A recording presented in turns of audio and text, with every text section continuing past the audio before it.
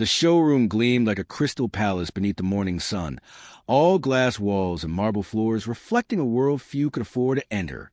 Inside Arlington Prestige Motors, the scent of leather, chrome, and espresso mingled in the air. Carefully cultivated elegance, where silence was luxury and conversation only came with credit. The sales floor was quiet, humming with polite murmurs and the soft clink of polished shoes. A couple in designer sunglasses examined the newest Aurelius Venom GT, a hypercar that shimmered in obsidian black, its price tag casually tucked to the side. $2,800,000. No one noticed the two boys at first. They arrived quietly on bikes worn from use in summers past. The soft squeak of their tires barely broke the air as they pulled up outside the dealership.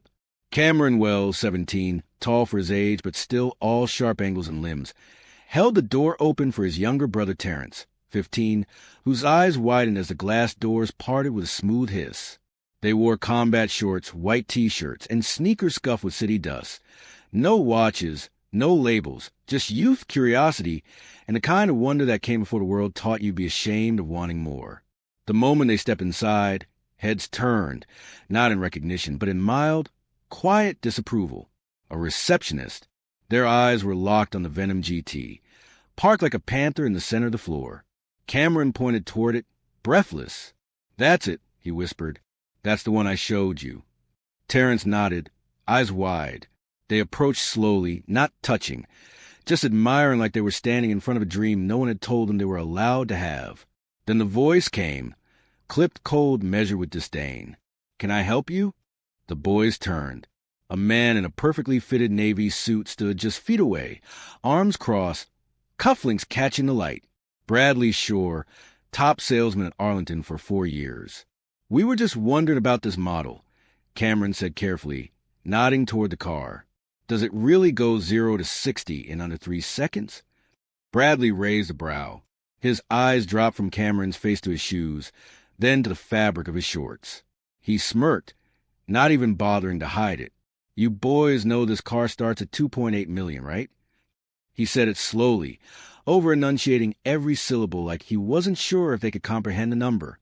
"Maybe you'd be more comfortable checking out something less advanced. We don't usually do tours." Terrence's smile faded instantly. He glanced down at his shoes, as if they betrayed him. A few feet away, the couple with sunglasses looked over. The man chuckled under his breath. The woman offered a half-smile, the kind people give to say, "You really thought you belonged here." Cameron cleared his throat. "We weren't trying to waste your time." Bradley exhaled sharply through his nose. "Oh, I'm sure you weren't. But let's not waste yours either. These cars aren't for spectators." His tone dipped on the last word. The emphasis wasn't accidental. The word spectators hung heavy, coated in implication. And just like that, the showroom returned to normal. People went back to their business, as if brushing off a minor disturbance. But for the two boys, everything had shifted. Cameron nodded stiffly. "Right. Sorry to bother you." He turned to leave. Terrence followed. Their footsteps, though light, seemed to echo against the floor. The glass doors opened with the same soft hiss, but this time it sounded more like a dismissal. They were halfway down the steps when a voice called out behind them, "Wait!" They stopped.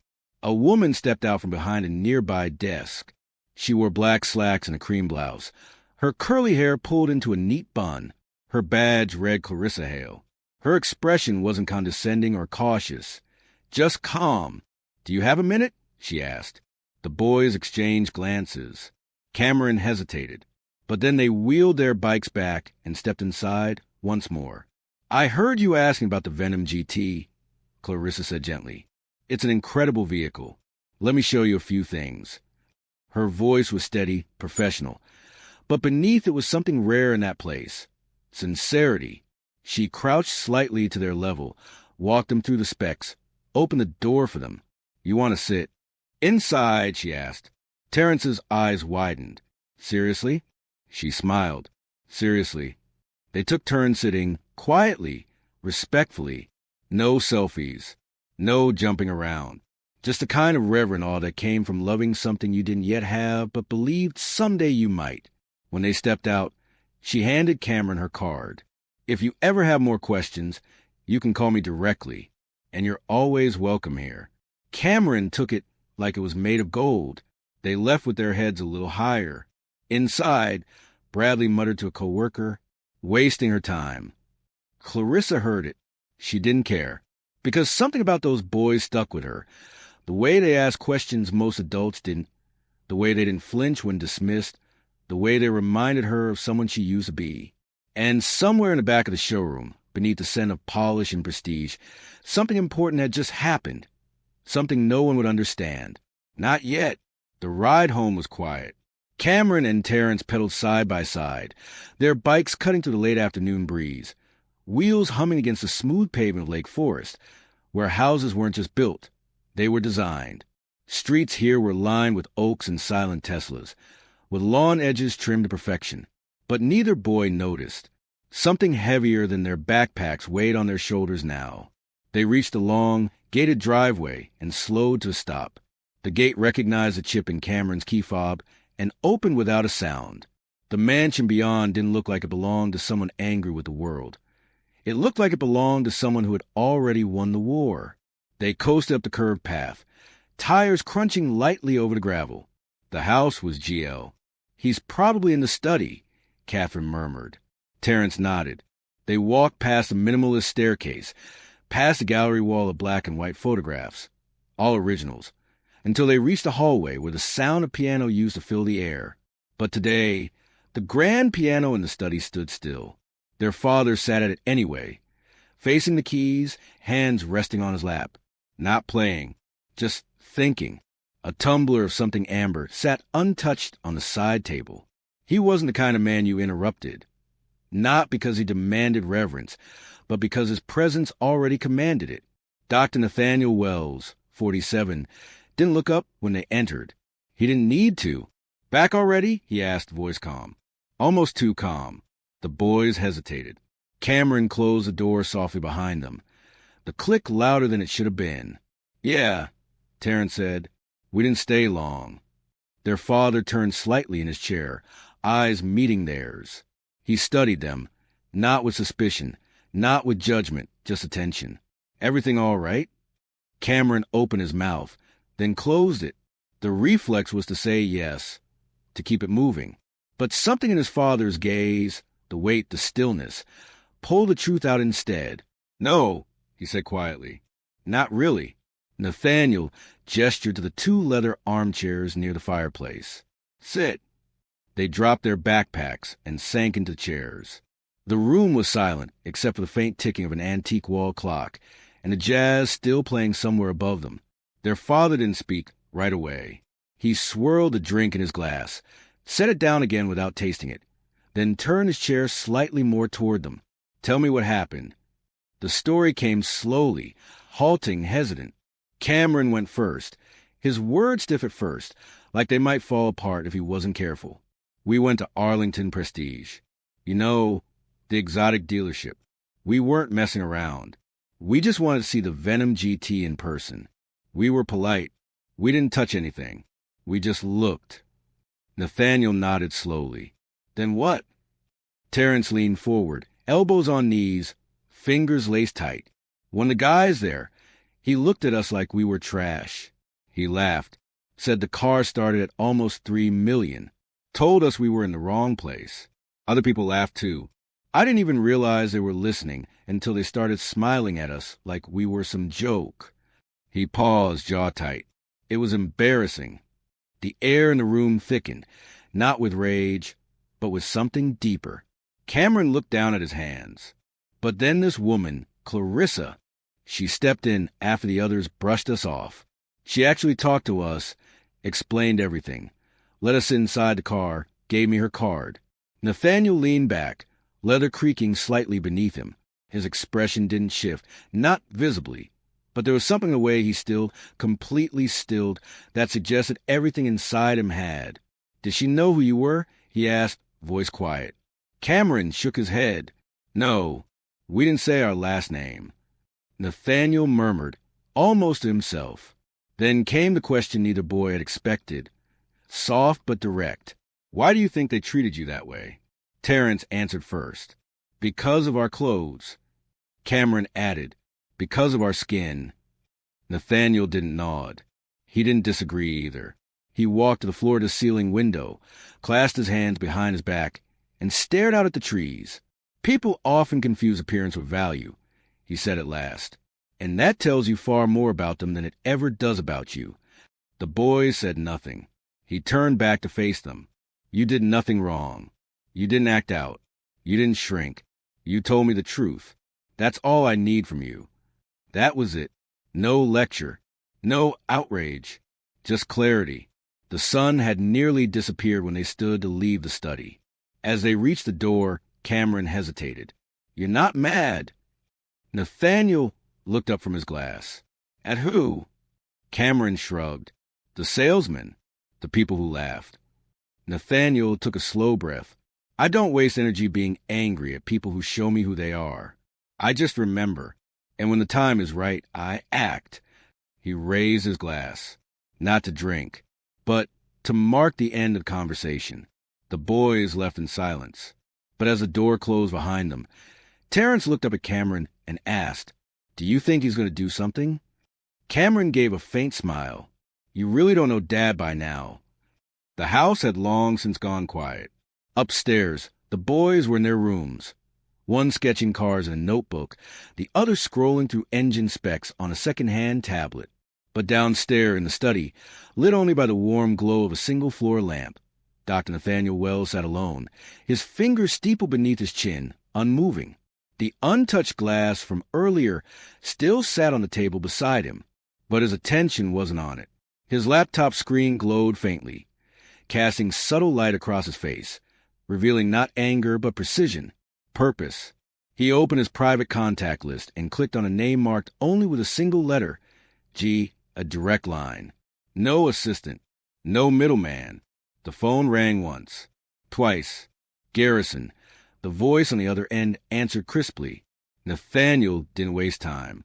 I need both units pulled and delivered. The boat looms, serial 7 and 9. Full spec. Detail them tonight. Glass coat.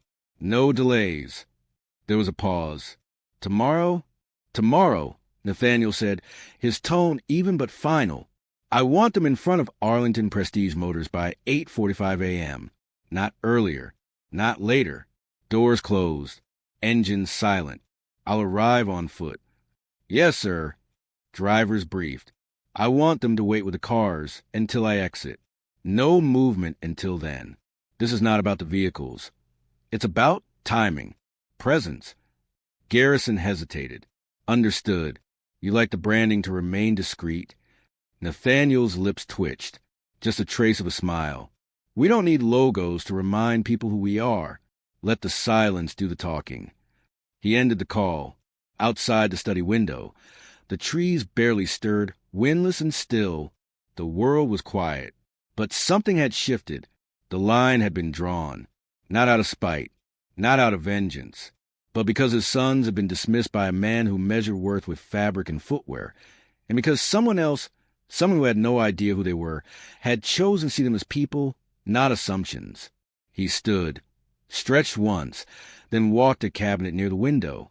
Inside was a narrow black box. From it, he pulled a pen. Heavy, matte silver, engraved with the initials NYW.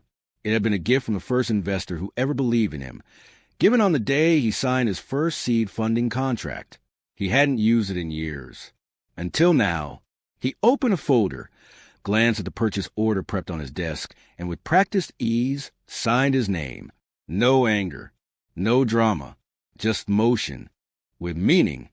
As he placed the pen back into its case, he paused, staring down at the paper for a long moment. It wasn't about proving anything. It never had been.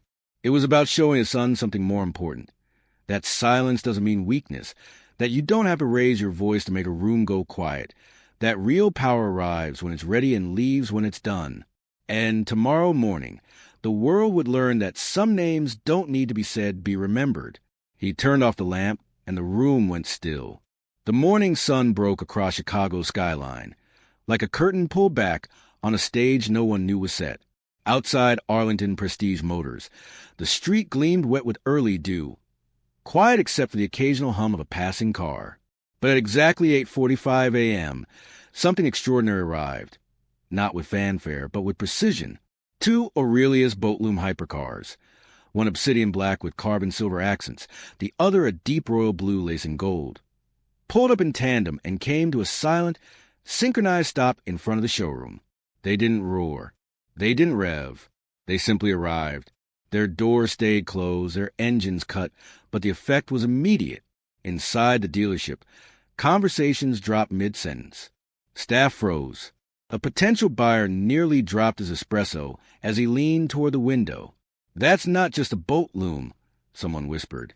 "That's 2 of them, back to back." Phones came out. Cameras clicked. No one moved closer. No one dared.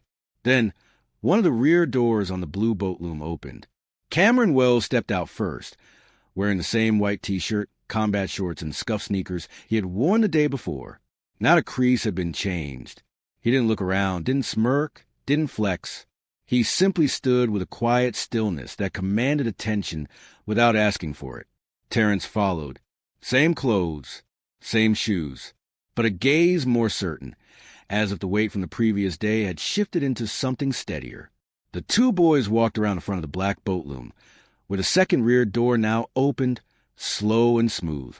Their father stepped out. Dr. Nathaniel Wells didn't wear a watch.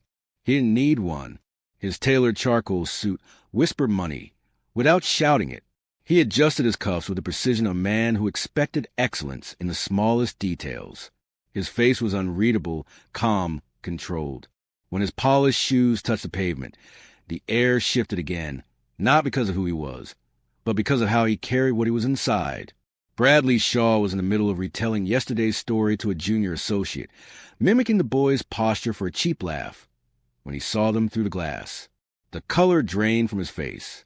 His voice died in his throat. His posture stiffened. He watched the 3 figures walk calmly toward the showroom doors.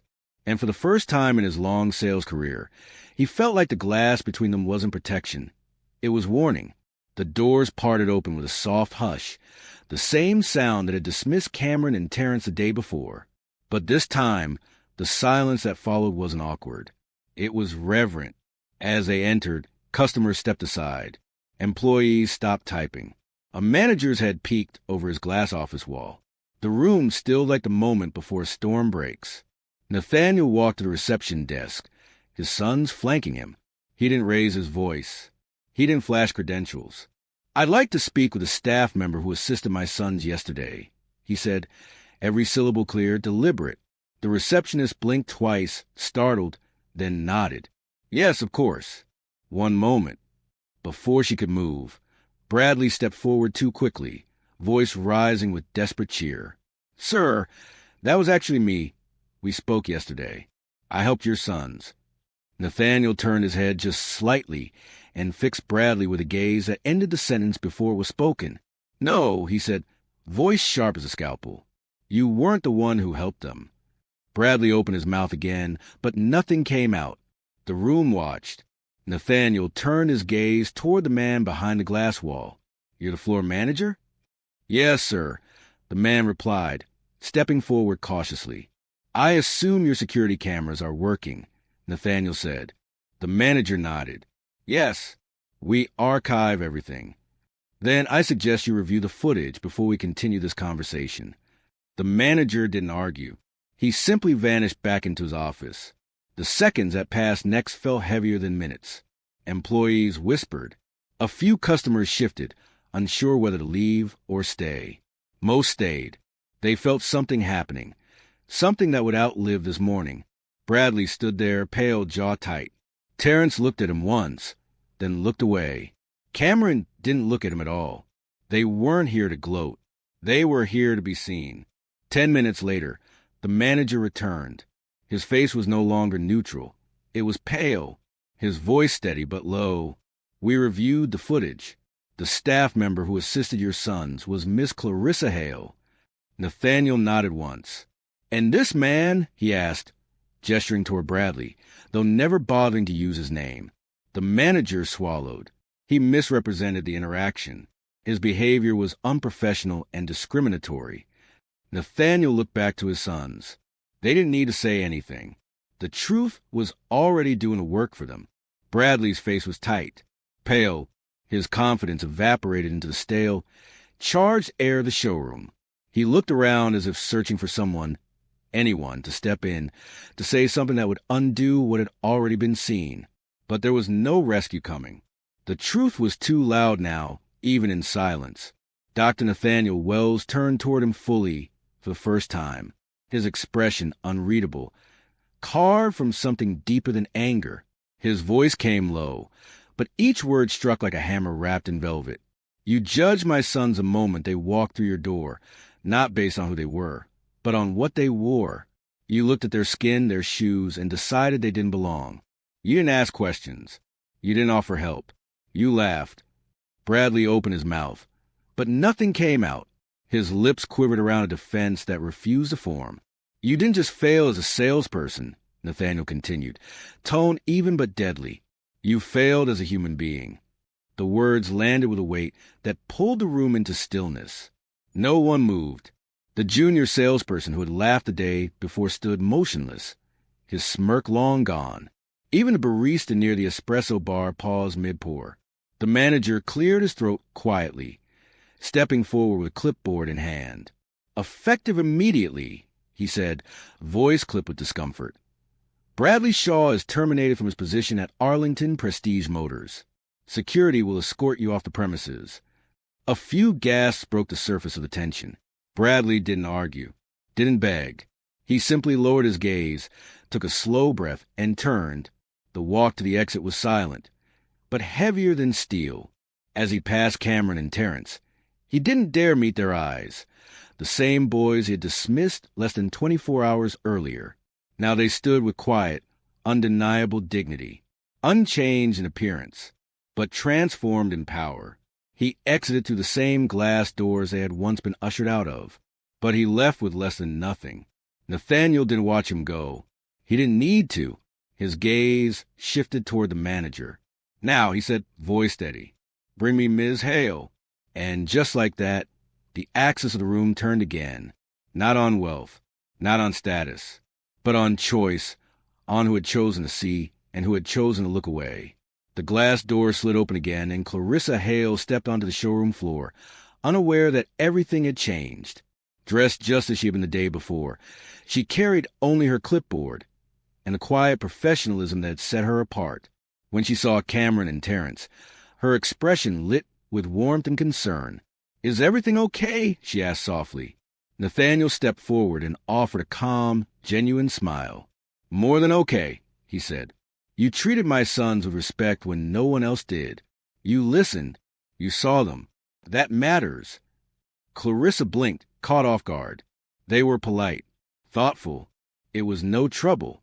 Nathaniel nodded, then turned toward the Venom GT. "They like that one," he said. "Every feature they mentioned," added Clarissa. She hesitated. "Sir, that's over $3 million. "Then make it 3.1, he said, pulling a sleek silver pen from his pocket. "And make sure the full commission goes to." As he signed, the same counter where his sons had once been dismissed now held a deal that would ripple through the room. Staff stood in stunned silence. A few looked away. Some didn't blink. When the final signature dried, Nathaniel handed the keys directly to Cameron and Terrence. "Happy early birthday," he said.